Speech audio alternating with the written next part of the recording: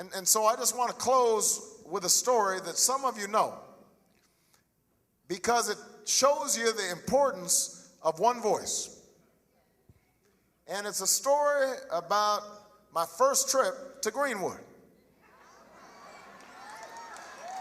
Some of you know this story, but I got to tell it again. I was down here at a legislative banquet when I met Representative Parks. I was sitting next to her and I said, "Ann, I need your endorsement." And she looked at me and she said, "Obama, I will give you my endorsement if you come to my hometown of Greenwood, South Carolina." So, Ann didn't tell me how far away it was, that you couldn't fly in there. So I said, "Okay, I'm coming." She tricked me. Fired up, ready to go. Fired up, ready to go. I'm Edith S. Childs from Greenwood, South Carolina, and I'm the one that got Barack Obama fired up. And so I just want to close with a story that some of you know, because it shows you the importance of one voice. And it's a story about my first trip to Greenwood. When I heard that he was coming to Greenwood, I thought, okay, I'm just going to go and welcome him to Greenwood. Turns out that Greenwood is about an hour and a half from everywhere else. Well, Greenwood is a little bit out of the way. So we drive, and we drive. Finally, we get to Greenwood. We pull up to a small building. Right here in this building, the Civic Center. It's pouring down rain, and my umbrella blows open, and I get soaked.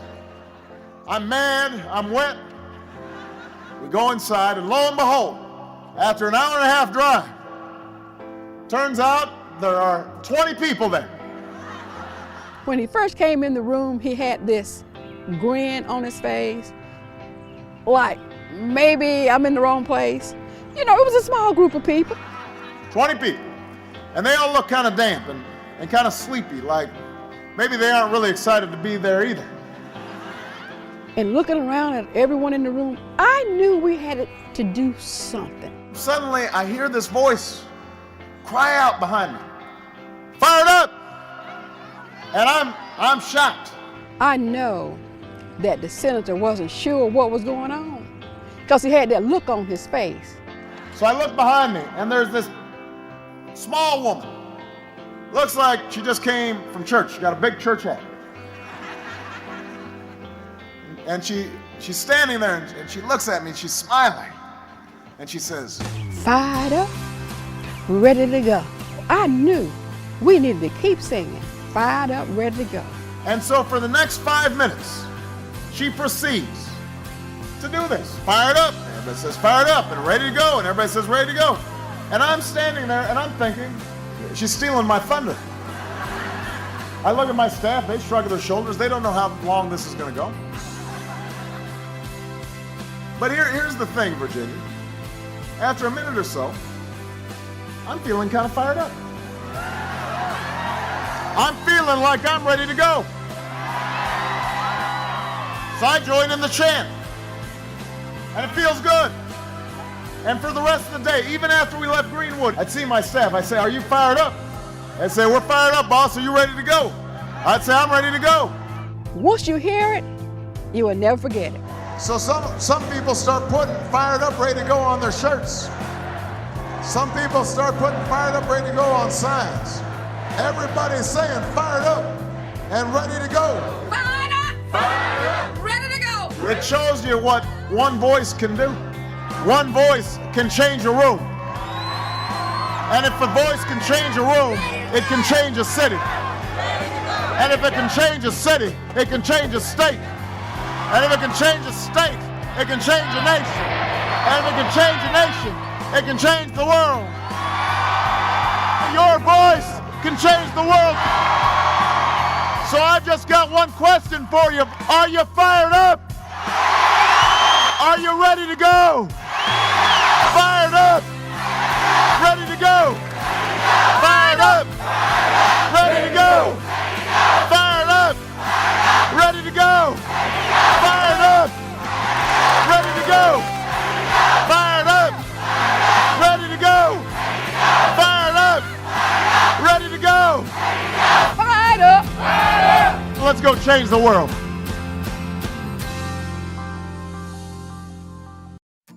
Fired up. Fired up. Ready to go. Ready to go. Fired up. Fired up. Ready to go. Ready to go.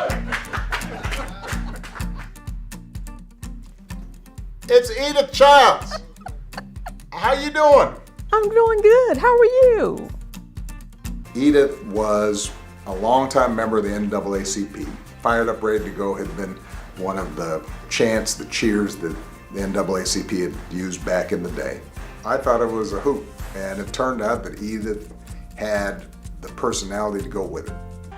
And that chant, eventually, we'd do in front of 100,000 people at huge rallies as the campaign went on. I don't know about you, but I'm fired up. Fired up! Ready to go! Edith, hit it! Fired up. Fired up! Ready to go. Ready to go!